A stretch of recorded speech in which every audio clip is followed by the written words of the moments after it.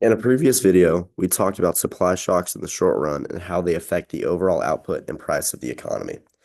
In this video, we'll now move to supply shocks in the long run, also known as permanent supply shocks.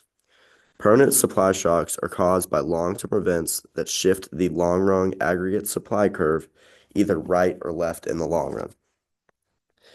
Now, as we talked about earlier, if the long-run aggregate supply curve is shifted, that means that the short run aggregate supply curve will always shift as well. So any event or factor that shifts the long run curve will also shift the short run curve.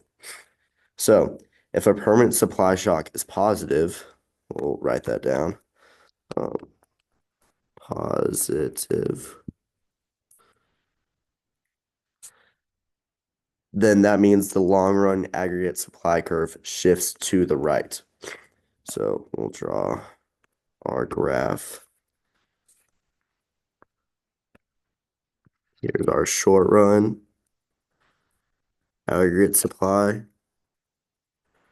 Got aggregate demand and our long run aggregate supply that's vertical, as we've talked about before.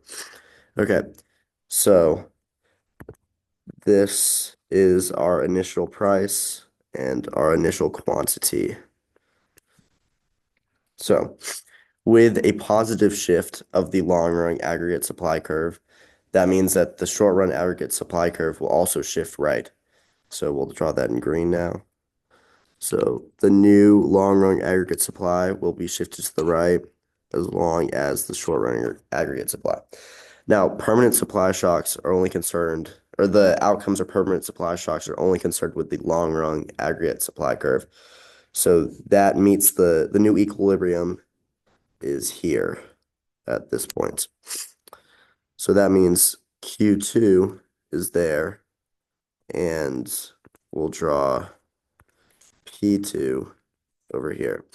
So that means that with a positive permanent supply shock, price will decrease and quantity will increase. We'll write that down here. So positive S for supply shock means price decreases, output increases. Now let's move over here. Um, Now on the opposite side of that, if the permanent supply shock is negative, and I will draw that out if I can.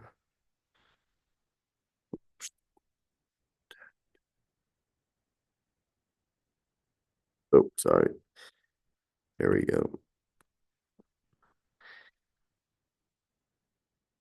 Draw the graph again. AD, SRAS, and then LRAS. So if it's negative, that means if the shock is negative, it means short run will shift to the left and long run will also shift to the left. So the new long run equilibrium is here. Um, Sorry, I forgot. Okay, so the P1 is here at the original equilibrium, and then Q1 is here. So that means with a negative supply shock, the price increases, P2, and quantity decreases.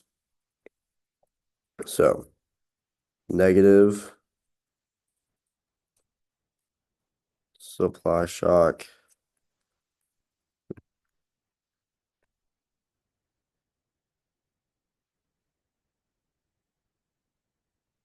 price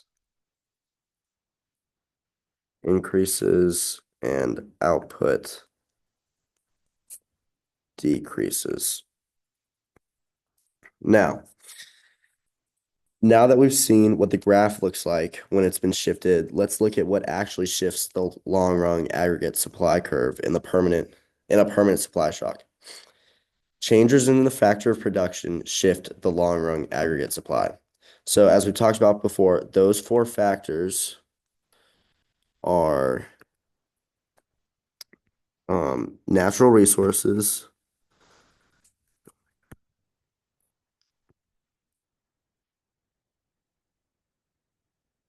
natural resources, technology,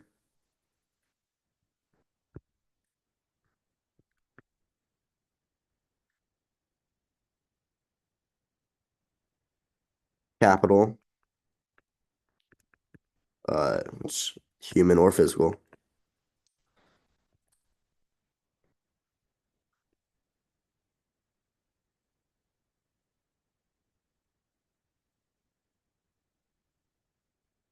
and uh,